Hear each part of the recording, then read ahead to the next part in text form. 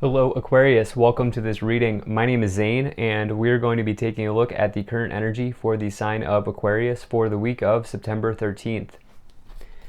Now Aquarius, do keep in mind that this is a general reading, so take the messages as they resonate, drop the ones that do not, and also check out your sun, moon, and rising signs. Just a reminder, Aquarius, the only place you can get anything from me is my website, zaneintuitive.com. Make sure you're using the link below. I'll never ask you for money or ask you for a reading, either via email, on YouTube, or on Instagram. I do have to say that because there has been an uptick in scammers, so just stay alert. I also do daily content on my Instagram, so if that's your thing, definitely give me a follow there. But with all of that said, let's go ahead and get into this reading. Now, if this message resonates, please do consider hitting that like button so other people can see the video. Subscribe for future updates and drop a comment. Let me know what you think. Also want to say I'm very grateful to the people donating down below. Thank you so much for your support. Really appreciate it. Same goes to my Patreons. Let me share everything's in view and we'll get right into this for you. All right, Aquarius, looking good.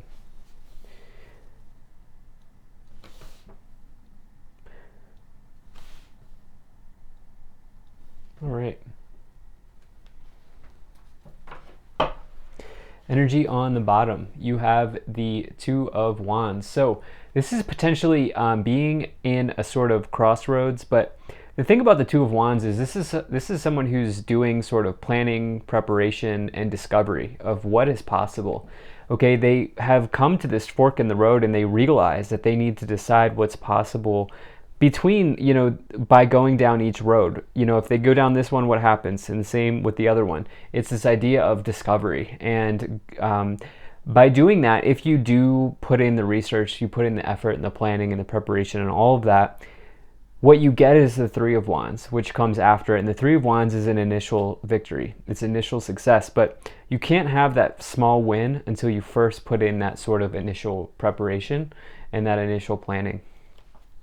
So some of you really resonating with that potentially at this time with the Two of Wands on the bottom. Now, taking a look here, anytime you get the sun in the middle of this spread, it's always a good sign. Reason being is this middle card bleeds into the rest of the cards. And the thing about the sun is it augments all of the cards around it and negates the negative sides of the negative cards around it. So when you get it in the middle, it's like augmenting everything here. And so it's a really nice card. But let's just go ahead and start with it. This Sun card is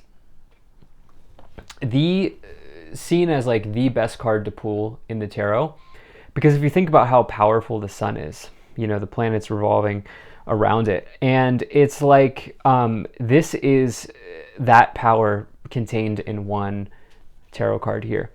And so for you, this is like some sort of positivity, some sort of success, some sort of victory, some sort of abundance potentially coming in. It's literally all of those things. Whenever you get the sun, it's like you can sort of expect some sort of long-held, wish or outcome or dream that you've been hoping to have come true, especially because you have this star under it, which is associated with wishes being granted. And we'll get into that more as I go along, but definitely something good happening. There's a bright spot in your life here coming through in this week, so it's a very good sign. Now, in the past, you have the Nine of Wands, the Eight of Swords, and the Death card. So Nine of Wands, there was something here in the past that tested your patience, tested your ability to persevere through struggles, through challenges, through issues that came up. I do see you having succeeded in that with the cards here in the future. And so you've done the work. You have this card says that like you're almost at the finish line because it's the last card before the 10. The 10, of course, is the full manifestation of the Suit of Wands. And so it says you're almost there. And with that, you have this Eight of Swords. What you've really had to do here in the past was you had to break yourself free. You had to break yourself out of this sword imprisonment here. You had to remove the blindfold, and you had to let go of self-limiting beliefs, self-imposed restrictions that are so evident here with the Eight of Swords. And so there was something here that you took on. You took on a challenge, some sort of internal battle that you've been fighting here, some sort of internal struggle was holding you back, and it really tested your perseverance. It tested your courage and your ability to stick through something and see it through to the end. And those sorts of, in this case, it's kind of some of the hardest ones to kind of deal with, kind of the hardest challenges, because the Eight of Swords is kind of one of the harder challenges, because it's all about something that you've done to put yourself in that. So it takes self-reflection to get yourself out of the Eight of Swords, and you've done that. Now you also have the Death card below it. Now this is one of those feared cards in the tarot, and I'm here to tell you that it's actually, once you start to learn about the Death card, it's actually not something to be afraid of.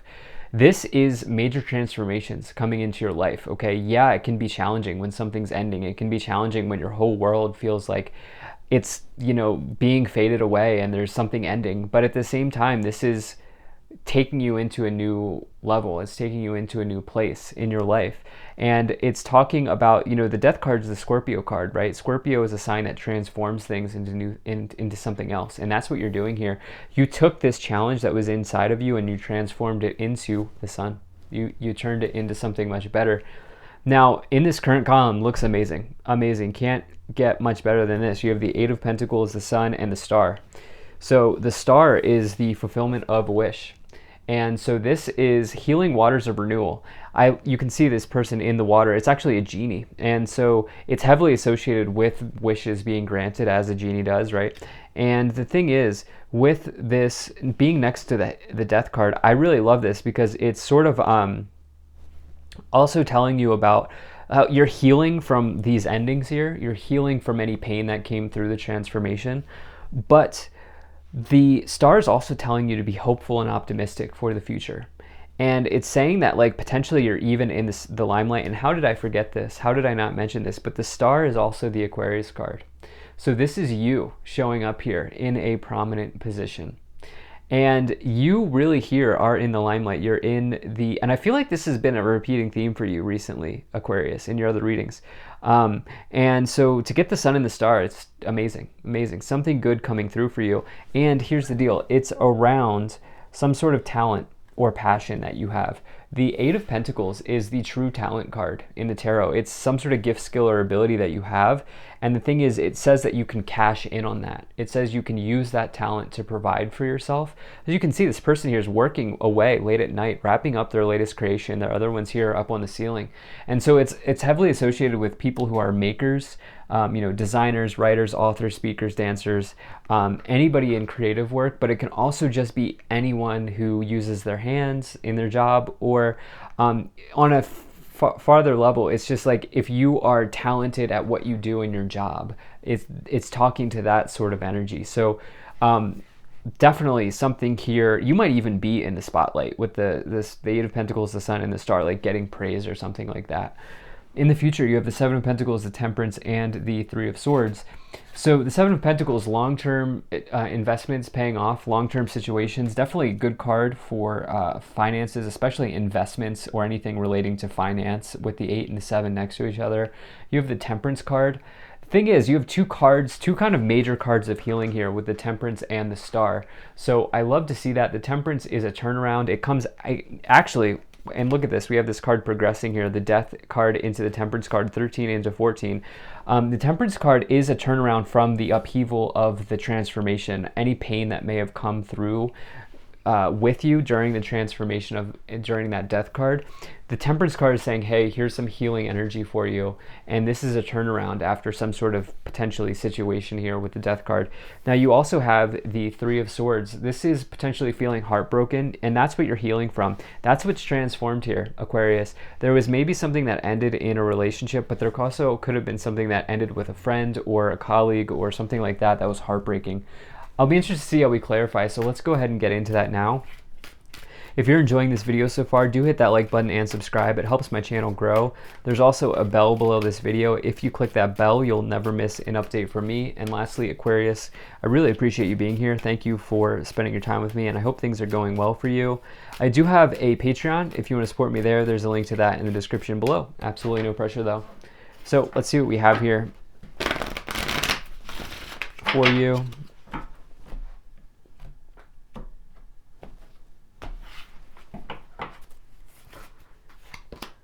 Okay, we have hope, love, and acceptance. Love is yours. Recognize your divine worth. Choose loving thoughts.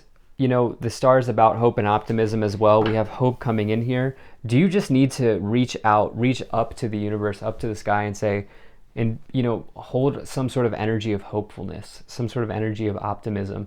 I do feel like sometimes you have to just find the love inside of you as well if you're not getting it externally. Some of you could be dealing with that with the Three of Swords. You have the Master Buddha, increased awareness, deep connection, trust your inner voice. Yeah, for sure. There's something inside here wanting to come forward, especially with that Eight of Swords. You felt trapped internally or something like that. And I do feel like you just need to trust what you know at this time. Lady Nada, heart awakening. Awaken to acceptance and divine love, give and receive in balance. You know, you may also want to do some Om. You can see the Om here on the Buddha. And so you can do some Om chanting or something like that. But there is something here with the heart chakra developing as well with Lady Nada and the Three of Swords and this Hope card as well as the Star card, where like some of you maybe are doing some like sort of heart healing in your life, something like that going on here. So let's go ahead and pull some more tarot cards and see what wants to come forward for you as well. So let's see what additional tarot messages want to come forward to clarify this situation.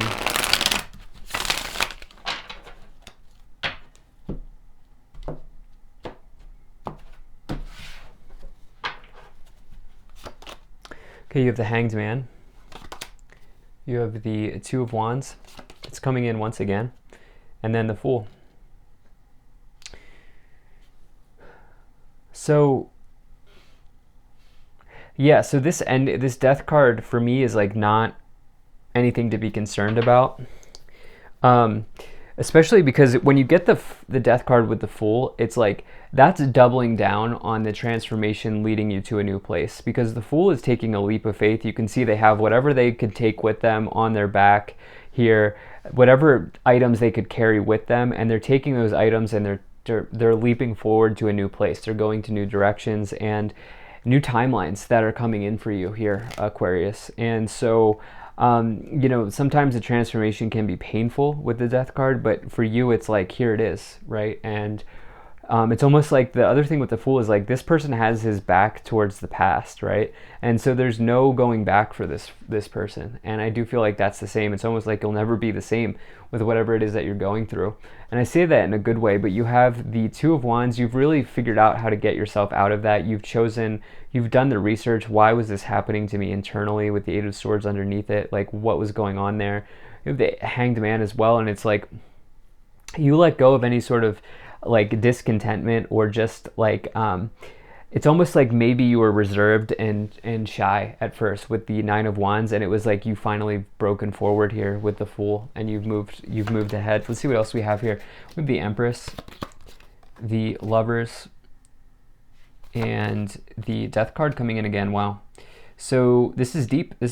Okay, this transformation's not just this is not a light transformation. This is not simple. This is something that's complex in nature. It's something that has probably been brewing for a while, whether you were conscious of it or not. It could have been on like a spiritual plane or a spiritual level. There's been something here brewing within inside of you for a long time, and now it's arriving, whether you like it or not, with the Death card. And it's coming in, and I would say embrace. The thing is, with that card, you want to embrace the transformations, you want to embrace the changes, especially when you get it paired with the card that comes next to it, Temperance, healing, angelic healing, turnarounds, and the Star, which is also healings and hope and optimism. So right now it's like maybe you are still in this situation, maybe you're still in the transformation, and it's perhaps you can't see the way out, but you will soon.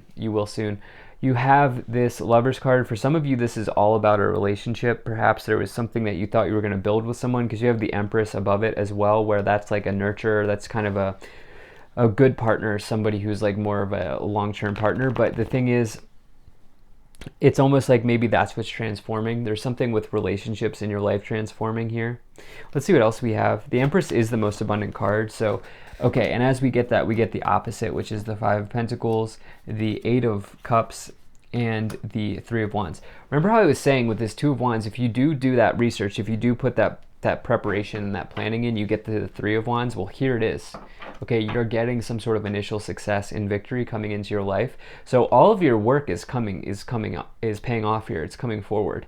And just realize that as you potentially deal with these Three of Swords, these these potential heartbreaks that happen in the past. But you have this Nine of Cups, and then you have the Eight of Cups, and then you have the Nine on the bottom. So that person's walking towards the Nine of Cups. They're letting go of disappointment in their life. They're walking away from what no longer serves them, and they're moving towards their wishes, towards their dreams.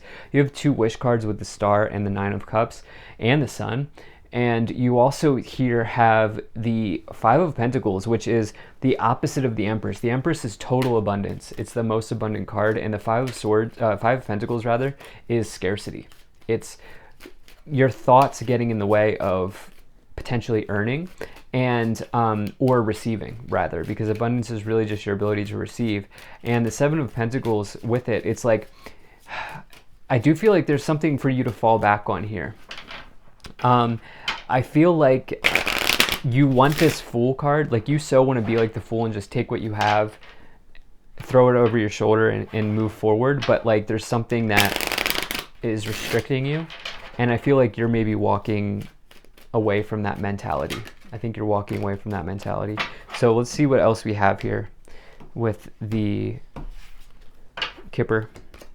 Thoughts, main female, journey, distant horizons, coffin, mature man.